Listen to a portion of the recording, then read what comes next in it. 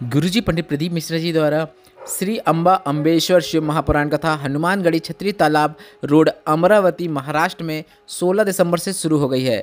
यह 5 दिवसीय शिव महापुराण कथा है जो कि 16 दिसंबर से 20 दिसंबर 2023 तक आस्था और यूट्यूब के माध्यम से देखी जा सकती है। आज पहले दिन मतलब 16 दिसंबर की कथा पूर्ण हो चुकी है और आज की कथा में गुरुजी ने बहुत अधिक रोचक जानकारियाँ दी हैं, साथ ही कुछ अच्छे पत्र भी पढ़े हैं। सभी की जानकारी आपको इस वीडियो के माध्यम से प्राप्त होने वाली है। साथ ही इस वीडियो के अंत में आपको 17 दिसंबर मतलब कल रविवार के दिन किए जाने वाले एक विशेष शूलटंकेश्वर महादेव का नाम लेते हुए करने वाले एक विशेष उपाय की जानकारी भी प्राप्त होने वाली है। उपाय हम आपको इसी वीडियो के अंत में वीडियो के माध्यम से करके बताएंगे, समझाने का प्रयास करेंगे। आज 16 दिसंबर मतलब अम्बा अम्बेश्वर शिव महापुराण अमरावती की कथा में गुरुजी ने पहले दिन कुल 12 उपाय पत्र और उपयोगी जानकारियाँ दी हैं। सभी की जानकारी आपको इस वीडियो के माध्यम से प्राप्त होने वाली है। अगर किन्हीं कारणवश आपने आज की कथा नहीं सुन पाई है तो पूरी कथा का रसतत्व आपको इस छोटे से वीडियो से प्राप्त होने वाला है। आज की वीडियो का प्रश्न इस प्रकार है जो आपकी स्क्रीन में भी दिख रहा है। शक्तिपीठ की संख्या कितनी है? आपके ऑप्शन इस प्रकार है: A 50, B 51, C 52, D 53। आप इस प्रश्न का उत्तर अभी हमें कमेंट बॉक्स के जरिए भेज सकते हैं। हम इस प्रश्न का उत्तर आपको कल के वीडियो में जरूर बता देंगे।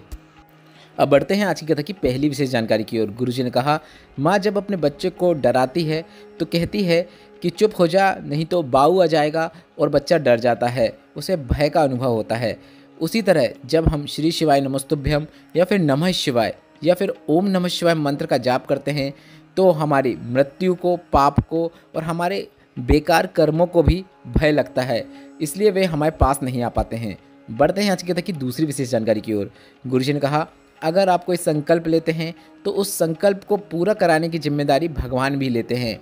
अगर आप पशुपतिनाथ व्रत, एकादशी व्रत या कोई भी व्रत का संकल्प लेते हैं या फिर अपने जीवन में कोई संकल्प लेते हैं तो उस संकल्प को भगवान का बल प्राप्त होता है और भगवान उस संकल्प को पूरा कराने के लिए आपकी मदद करते हैं और संकल्प से जो फल प्राप्त होता है वह भी अधिकता में प्राप्त होता है। बढ़ते हैं आज की कथा की तीसरी विशेष जानकारी की ओर। गुरुजी ने कहा, पार्थिव शिवलिंग का निर्माण करके जब हम पूजन करते हैं तो हमें लगता है कि हम एक पार्थिव शिवलिंग का निर्माण कर रहे हैं और उसका पूजन अर्चन कर रहे हैं और एक पार्थिव शिवलिंग का पूजन का जो फल होता है वह हमें प्राप्त हो रहा है। बल्कि आप जिस मिट्टी से पार्थिव शिवलिंग का निर्माण कर रहे हैं और उस मिट्टी में जितने भी छोटे छोटे कण होते हैं, मिट्टी जिन छोटे छोटे कणों से मिलकर बनी हुई होती है, उतने हजारों लाखों शिवलिंग के पूजन का फल आपको एक पार्थिव शिवलिंग का निर्माण करने से प्राप्त हो जाता है।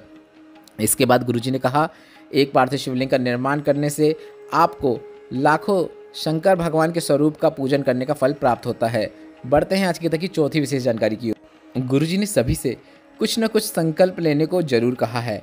उसमें से एक संकल्प गुरुजी ने यह कहा, आप कुछ मत करो, इस अमरावती की धरा से एक संकल्प ले लो। प्रत्येक माह में आने वाली मासिक शिवरात्रि में अपने ही घर के गमले के उसी की मिट्टी के प्रयोग करते हुए उसी गमले में पार्थिव शिवलिंग का निर्माण करना है। पूरा पार्थिव शिवलिंग का निर्माण करने की भी जरूरत नहीं है, आप सिर्फ लिंग नुमा, पिंडी नुमा आकृति भी बना देते हैं तो भी पर्याप्त है और वहीं पर उसका पूजन अर्चन करके उसी मिट्टी में, उसी गमले में उसका विसर्जन कर देना है। ऐसे में भी आपको पार्थिव शिवलिंग का निर्माण करके पूजन करने के बराबर फल प्राप्त होता है। आपको बस संकल्प लेना है कि मैं प्रत्येक माह या फिर 3 माह में एक बार या फिर 6 माह में एक बार या फिर 9 माह में एक बार या फिर साल में एक बार, जब श्रावण शिवरात्रि आती है या फिर महाशिवरात्रि आती है, तब पार्थिव शिवलिंग का निर्माण करके उसका पूजन अर्चन करूँगा या करूँगी। बढ़ते हैं आज की कथा की पाँचवीं विशेष जानकारी की ओर। गुरुजी ने कहा, अगर आप पार्थिव शिवलिंग का निर्माण करके उसका पूजन अर्चन करने का संकल्प नहीं ले पाते हैं तो आपको एक सरल संकल्प जरूर धारण करना चाहिए।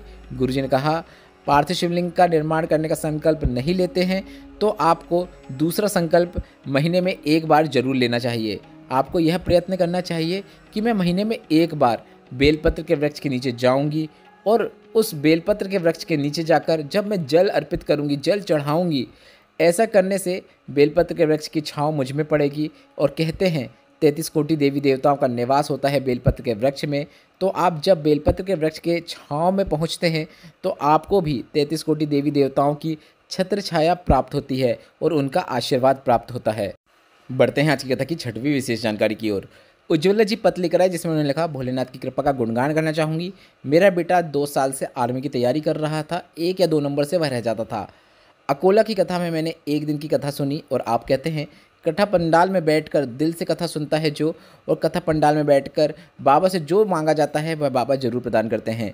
मैंने अपने बेटे के लिए कामना करी, भूमि का नमन किया। और गुरुजी सब सत्य कहते हैं, जहाँ शिव महापुराण की कथा होती है वह भूमि भूमि नहीं होती है, स्वयं कैलाश बन जाता है।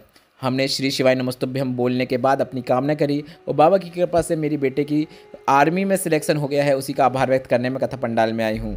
बढ़ते हैं आज की कथा की 7वीं विशेष जानकारी की ओर। गुरुजी ने कहा, शिव महापुराण कथा में विदेशों संहिता में वर्णन मिलता है, जो भोलेनाथ के शिवलिंग पर जल अर्पित करके उस जल को प्राप्त करके अपने नेत्रों में भी लगा लेता है तो उसकी 71 पीढ़ियों में कभी भी कोई भूत और प्रेत नहीं बनता है, वह तर जाता है। गुरुजी ने कहा, कई लोग कहते हैं कि हमने तो 7 पीढ़ियाँ सुनी हैं, अब आप यह 71 पीढ़ियाँ क्यों कहते हैं?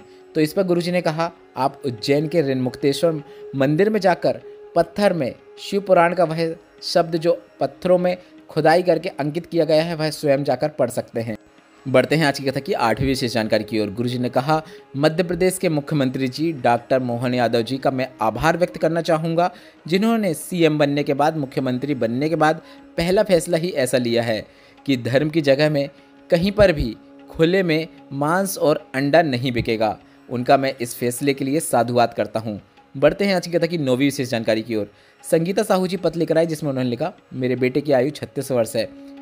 1 लोटा जल का वर्णन करना चाहूँगी। मेरे बेटे के मुंह में बहुत धूम्रपान करने की वजह से एक दांत के अंदर थोड़ी जगह बन गई और उस जगह में उसे छाला हो गया, और जब छाला का जांच कराई गई तो पता चला उसमें गठान हो गई है, और गठान की जब जांच कराई गई तो पता चला कि उसके मुख में कैंसर हो गया है। हम सब अस्त व्यस्त हो गए।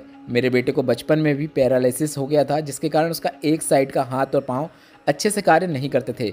डॉक्टर ने ऑपरेशन की बोल दिया था और उसकी एक नस भी दबी हुई थी, और ऑपरेशन के बाद बच्चा ठीक हो गया नहीं, कुछ नहीं कह सकते, ऐसा डॉक्टर ने कह दिया था। फिर किसी के कहने पर मैंने भोलेनाथ के मंदिर में जाकर जल चढ़ाना शुरू किया, आपकी शिव महापुराण कथा सुनना शुरू किया और बेटे से भी जल चढ़ाना शुरू किया, और उस जल का आचमन बेटे को करा देते। पशुपतिनाथ व्रत भी किया।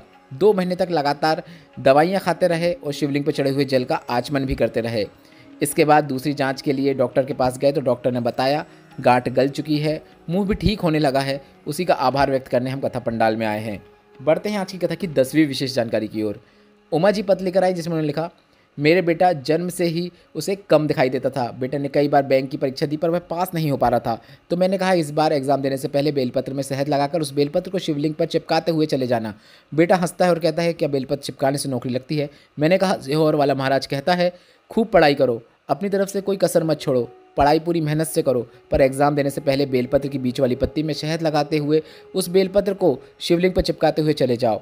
तेरा एग्ज़ाम भोपाल में है तो सबसे पहले सीहोर कोबरेश्वर धाम जाना और वहाँ पर आशीर्वाद प्राप्त करना और फिर एग्ज़ाम देना। मेरे बेटे ने ही ऐसा किया और वह सीहोर कोबरेश्वर धाम जाकर आशीर्वाद प्राप्त किया, रुद्राक्ष प्राप्त किया और जेब में रुद्राक्ष को रखकर एग्ज़ाम दे दिया। उसकी बैंक ऑफ इंडिया में ऑफिसर के पद में चयन हो गया है। उसी का आभार व्यक्त करने में कथा पंडाल में आई हूँ। बढ़ते हैं आज की कथा की 11वीं विशेष जानकारी की ओर। गुरुजी ने कहा जब शरीर में ताप बढ़ता है तो हमारा भोजन हमसे छूट जाता है, हमें भोजन अच्छा नहीं लगता है। उसी तरह जब हमारे पाप बढ़ते हैं तो हमारा भगवान का भजन छूट जाता है, हमें भगवान का भजन अच्छा नहीं लगता है। बढ़ते हैं आज की कथा की 12वीं अंतिम और एक विशेष उपाय की ओर, जो कि रविवार सोमवार वाला उपाय है, जिसे आप कल सुबह कर सकते हैं। आपको सुबह एक तांबे के कलश में जल भर लेना है और तांबे के कलश में जल भरने के बाद आपको रविवार के दिन सुबह सूर्य भगवान को अर्घ देना है। अर्घ देते समय इस बात का आपको ध्यान रखना है कि कलश आपके सर के ऊपर होना चाहिए। इस प्रकार से ही आपको सूर्य भगवान को अर्घ देना है, प्रयास करना है उस धार से सूर्य भगवान के दर्शन करना है और सूर्य भगवान का जो भी मंत्र आपको याद है उस मंत्र का जाप करना है। आप ओम सूर्याय नमः, ओम सूर्याय नमः इस प्रकार से बोलते हुए भी जल अर्पित कर सकते हैं। जल अर्पित करने के बाद आपको इस कलश को धोना नहीं है, इस बात का आपको ध्यान रखना है। अर्घ देने के बाद इस कलश को आप ऐसे ही रख दें और अगले दिन इस कलश का आपको उपयोग करना है। मतलब अगला दिन जो होगा, कल रविवार है, उसके बाद अगला दिन जो आएगा वह सोमवार का आएगा और इस कलश में आपको वापस जल भर लेना है और शूल टंकेश्वर महादेव का नाम स्मरण करते हुए यह जल आपको शिवलिंग पे अर्पित कर देना है। शिवलिंग पे जल अर्पित करते समय शूल टंकेश्वर महादेव का नाम स्मरण करें। शिवलिंग पे आप चाहो तो शिवलिंग के ऊपर, शिवलिंग में भी, पिंडी में भी जल अर्पित कर सकते हैं या फिर गणेश भगवान, शरण कार्तिकेय, माता शोक सुंदरी, शिवलिंग का कटे भाग, इस प्रकार से भी आप जल अर्पित कर सकते हैं। बस जल अर्पित करते समय आपको शूल टंकेश्वर महादेव का नाम स्मरण करना है।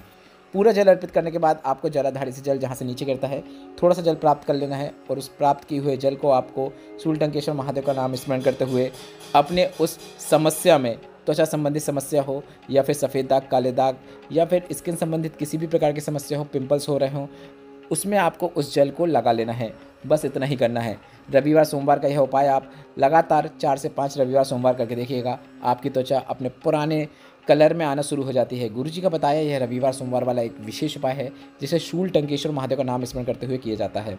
इस वीडियो में बताए गए उपाय से संबंधित अगर अभी भी आपके मन में कोई प्रश्न है तो वो प्रश्न आप कमेंट बॉक्स के लिए पूछ सकते हैं। मेरे द्वारा दी गई जानकारी अगर आपको थोड़ी सी भी उपयोगी लगी हो तो इस वीडियो को लाइक करके कमेंट बॉक्स में हर हर महादेव जरूर टाइप कीजिएगा। श्री शिवाय नमस्तुभ्यम। हर हर महादेव।